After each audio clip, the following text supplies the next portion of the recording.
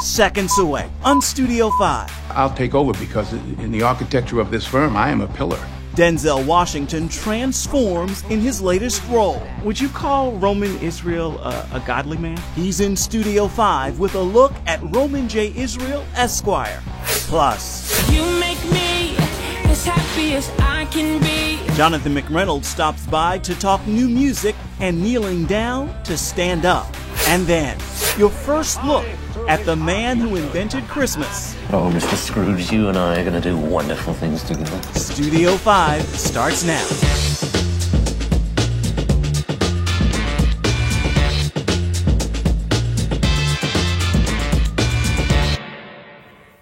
And welcome to Studio 5. We're sitting down with the two-time Academy Award winner Denzel Washington in just a moment. But first, let's get to the countdown of the headlines in the world of uplifting entertainment news. We begin with number 5. At number 5. Imagine having something that you want more than anything in the world, and you get it, and it's just stripped away from you. The emotional story behind San Francisco 49ers wide receiver Marquise Goodwin scoring this 83-yard touchdown. Playing at his wife Morgan's insistence, it came only hours after she delivered their son, stillborn. Marquise Goodwin didn't just play. Wide open for the speedster, Goodwin. He caught this pass for an 83-yard touchdown. It would lead San Francisco to its first win of the season. As I'm running, I just blow a kiss to God and to my baby, and I drop down on my knees and give God his glory.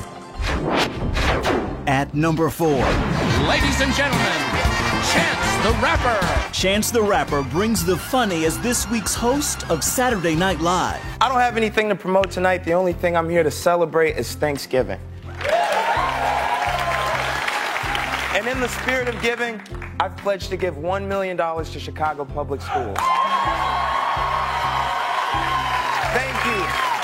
Thank you. The only problem is, I talked to my accountant and I do not have it. Chance is receiving high praise for his comedic sketch performances. But many longtime fans love the praise that Chance delivered at the end of the show. I serve an awesome God. Yeah. I love these people behind me. Thank you, Lauren. Thank you, everybody who believed in us. I can't wait to see the rest of my family for Thanksgiving. I hope you guys do too. I love you guys. Good night. And that's just the first 2 in the countdown. We'll get to number 3 in just a bit. Denzel Washington delivers a transformative performance in his latest role. He is Roman J. Israel, Esquire. And Studio 5 has your first look at the film. Mr. Ramirez was told he was not under arrest, and yet he was refused use of the bathroom. That's a violation of civil rights. You can wait and address this at trial. Oh, I would like to address it now. I'm just saying... Mr. Israel. If guards in this courtroom would not allow you to use the bathroom, you would, by all definition, be detained. I'm going to hold you in contempt if you continue to pursue this. You're asking me to obey an erroneous court decision, and you tell me to wait. In my experience, wait. Okay, find you in contempt. Denzel Washington is Roman J. Israel, Esquire, an aging activist attorney struggling to continue his fight for what's right. He's a complicated man and complicated story, created in the mind of film director Dan Gilroy. And you wrote this character with Denzel in mind. I really did. I spent a year to write it, and had Denzel not done it, I wouldn't have done the film. Really? Yeah. We meet Roman as he learns his boss and mentor is dying. I'll take over.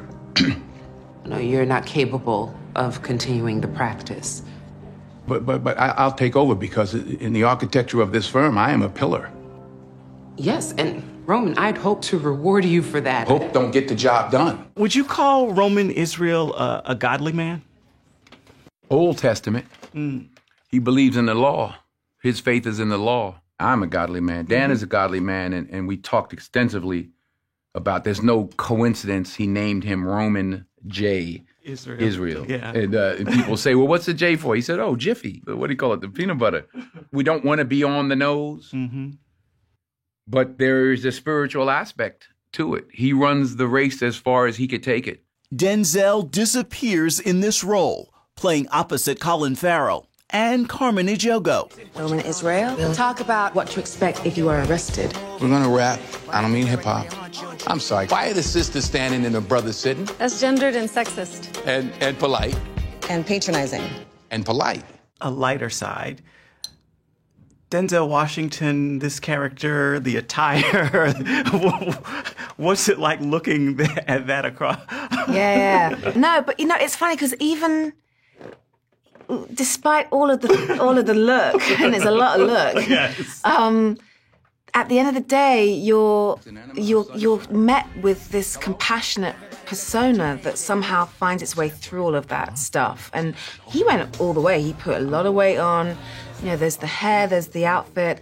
But at the core, which is maybe the point, there is somebody that is really worthy of your time and love and attention. I'm quite certain I can get this organization right back in line with its core beliefs. This organization? Yes. Yeah. I wasn't aware that we had strayed. And Denzel didn't break character when the director stopped the cameras from rolling. I'm talking about a return to using activist litigation, creatively, defensively, counteroffensively. He obviously brought a lot to the set. Now, it's my understanding that he also brought the ritual of praying on set. What happened there? He and I would talk every morning. He'd call you 3 or 4 in the morning and start with the daily word. And actually, months before when we started talking about the film and meeting on a regular basis, we would start talking about the Bible. It was often like talking about scripture, talking about biblical characters, because Roman in some ways can be looked at as one of the apostles after Jesus does. It could sort of be like, the man who instilled this belief in me is gone. Where do I go with this? You were a cornerstone of activism. You're inspiring. I'm tired of doing the impossible for the ungrateful. And you gotta make a living. Does faith require activism? Well, you have to use your gifts.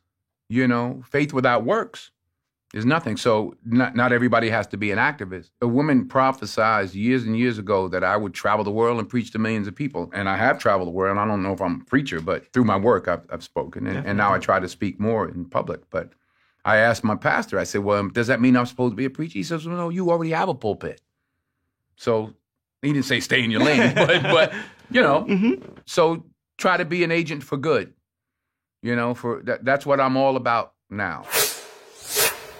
Roman J. Israel Esquire is in American theaters beginning Thanksgiving Day.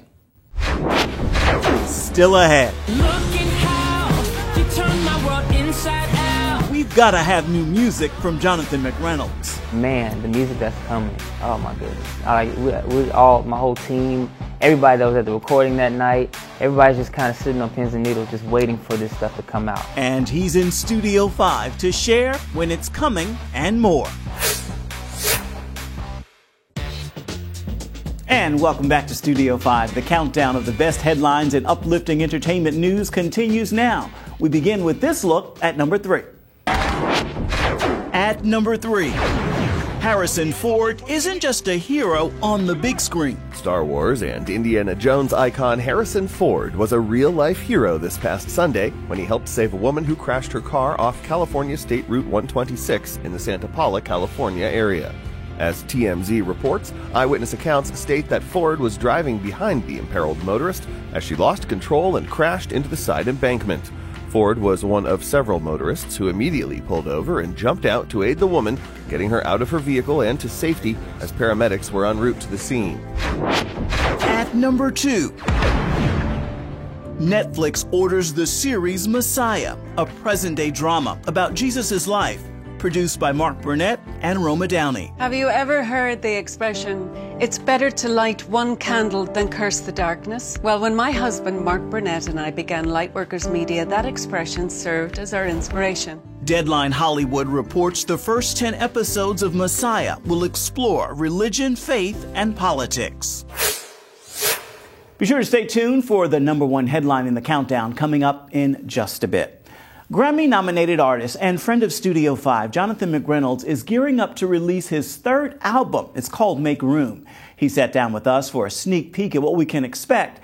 And since I know he is such a big football fan and former NFL star Colin Kaepernick makes the cover of GQ magazine as the Citizen of the Year for his taking a knee to take a stand for racial justice, we thought we'd ask Jonathan whether he'd take a knee. Take a look. Can't even turn on my phone without being reminded of the lie that I am alone and broken, unsuccessful. Now, if you weren't singing and writing music and you had football skills and were drafted by the NFL, would you be taking a knee during the national anthem? I've never thought about that. Initially, yes, because I absolutely do agree with and understand the reason for the protest. It's not protesting the actual anthem, the actual one verse that we sing. It's not even protesting the flag or anything else that is raised at that moment. There's something that bothers all of us when it comes to the inequalities that still are so pervasive in this culture.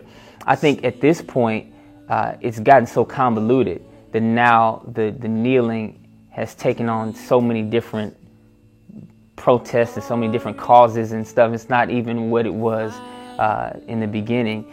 So many other people who agree with it and disagree with it have made it into something totally different.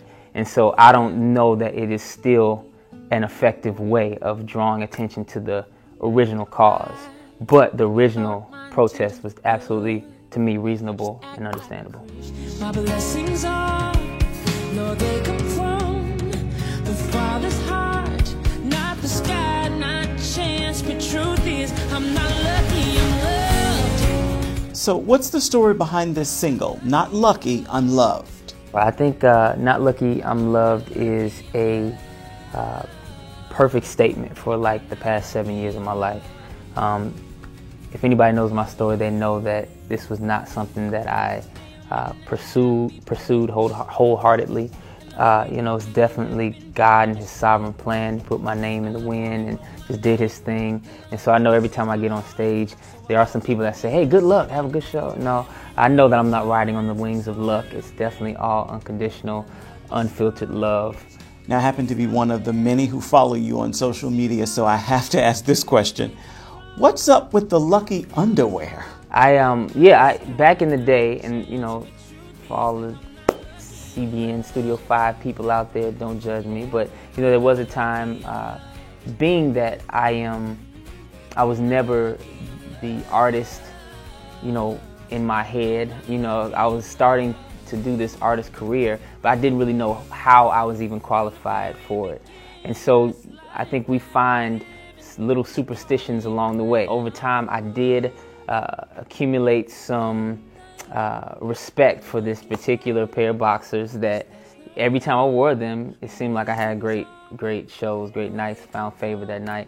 And so I did start to credit those draws for some level of success from show to show. So they did become lucky underwear for a while. So about a year or two, I think I had some lucky underwear. If you look at them on Instagram, they're huge because I've worn them and washed them so much. But eventually, I did realize that it had nothing to do with those. So back to your music. You've whet our appetites with Not Lucky, I'm Loved. When is more coming? Man, the music that's coming, oh my goodness. My whole team, everybody that was at the recording that night, everybody's just kind of sitting on pins and needles just waiting for this stuff to come out. Make Room will be the name of the album. It's coming out in March. Man, the video, the songs, the book, the post, everything that's going to come along with it. I'm so excited about it.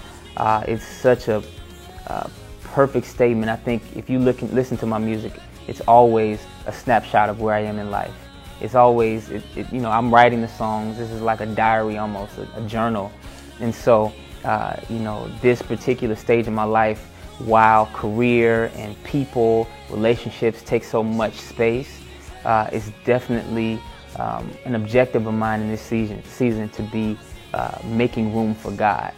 Sometimes we schedule God around the rest of our itinerary when our actual schedule should be based around Him and our relationship with Him. So make room for Make Room. Jonathan's new album will drop in March. Be sure to stay tuned to Studio 5 for an update on that. Still ahead on Studio 5. Does anybody really celebrate it anymore, apart from our clerk, who never misses an opportunity to take a day off? Your first look at the man who invented Christmas. Barry, did you approach this as an adventure story in terms of how you wanted it? Yeah, absolutely. We're sitting down with the director and the film's star. Next. Welcome back to Studio 5. Time flies when you're having fun. We've made it to the final headline in this week's countdown of the best in uplifting entertainment news. At number 1, while sitting down to talk about his new book, Tyler Perry tells Studio 5 the story behind this viral image. I'm gonna tell you right now, when you hear the voice of God, you move. Don't worry about what nobody says to you. Don't worry about what it looks like. And this video of him preaching and praying for Bishop T.D. Jakes. You prophesied to T.D. Jakes a couple of years ago and made a donation to the church. Was that the first time that had ever happened to you? No, it's been happening since I was a kid. Just, yeah, oh yeah.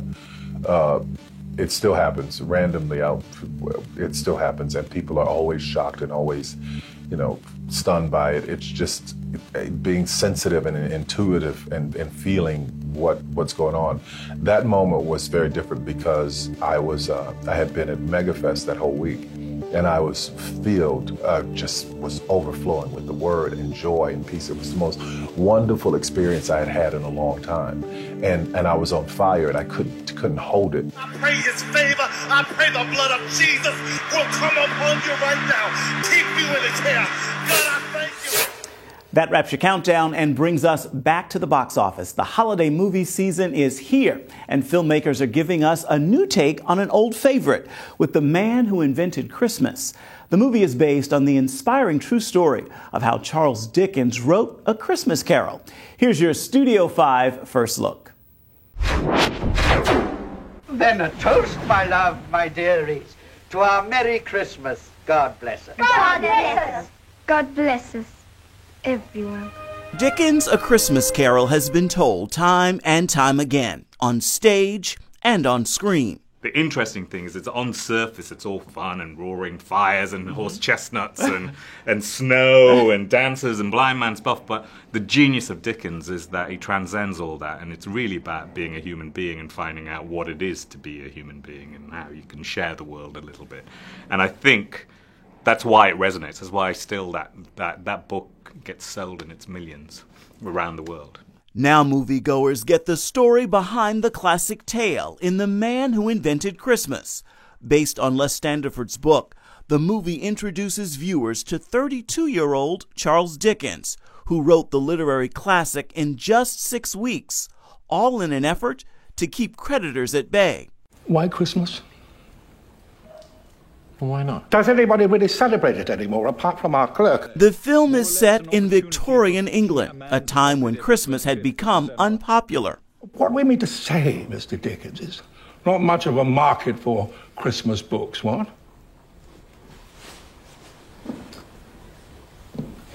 It is a Christmas book because Christmas is, or ought to be, the one time of year when men and women open their shut-up hearts and think of the people below them as if they really were fellow passengers to the grave and not another race of creatures altogether. Dan Stevens plays Dickens. He's best known for his breakout role as Matthew Crawley in Downton Abbey and playing the Beast in Disney's live version of Beauty and the Beast. We are already halfway through October. Even if you'd already written it, we couldn't possibly get it illustrated, typeset, printed and bound, advertised and distributed to shops in only 6 weeks. Were you familiar with the story behind the Christmas Story? I mean, the fact that his life was so interplayed in it and the deadline and all of that? I actually went and really mined. There's a great annotated edition of Christmas Carol with a fantastic introduction by a scholar called Michael Hearn, who lives here in New York, and there was some amazing details, little detail about his relationship with Forster and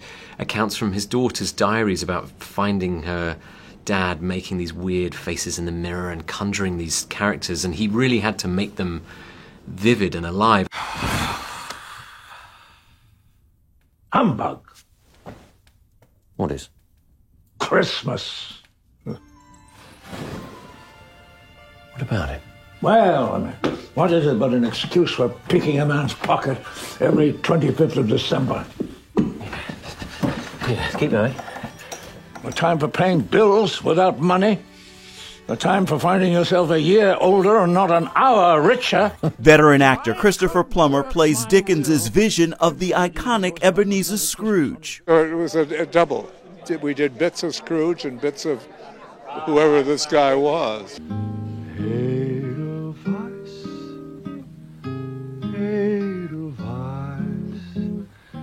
Every morning you greet me. The Academy Award winner adds this latest role to his more than 50-year career. It's a classic character, obviously, and I'm used to classic characters, so I'm just having one more to chalk up on my career as a classical actor. Did you approach this as an adventure story in terms of how you wanted it to? Yeah, absolutely. I mean, it is an adventure story. It's people always forget it's a bit of science fiction. You know, it's a man who goes back and it's Back to the Future. It's a man who goes back in time and meets himself and becomes a better person for it. And it was the first time it was ever done, 1843. I mean, no one had done it before. Even The Time Machine hadn't been written by H.G. Wells. No one had even had that. And so for me, it's a great rollicking adventure. It always has been. Merry, Merry Christmas to one and all. And you can see The Man Who Invented Christmas in American theaters starting today. And now, for some holiday laughs, we turn to resident Studio 5 comedian Lionel Harris. This Thanksgiving, I'm trying to help race relations in America.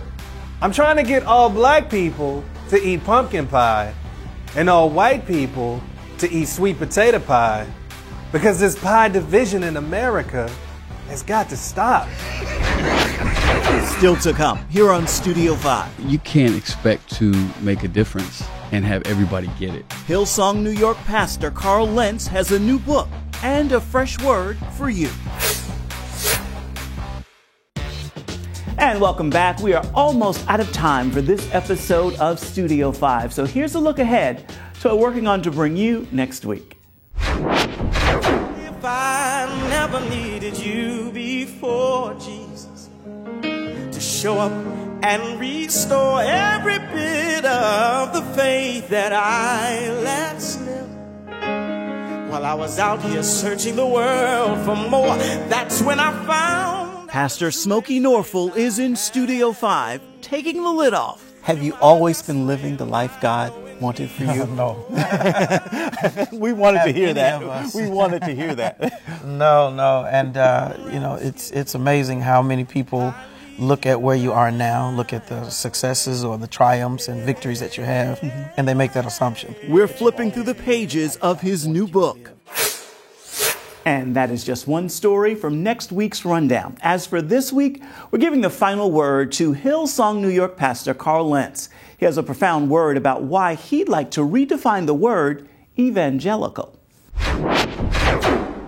Evangelical and the word white, to me, the combo has made me never want to be associated with the word evangelical. And I don't think that's fair, but at the same time, I want to be a part of the generation that redefines what that means. Because right now, when people think evangelical, they're not thinking Bible-believing Christian. They're thinking pro this, right, red state, this belief, this political view, and I can't stand it. There are some people I do want to go, Carl, we can't stand you. Good.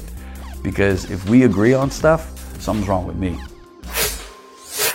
To that, Carl Lentz, all I can say is amen. That is a great final word for this edition of Studio 5. Until next time, reach out and touch me at Ephraim Graham on Instagram, Facebook, Twitter, and Snapchat. And then be sure to come on back and see where Studio 5 takes you next week. Bye-bye, everybody.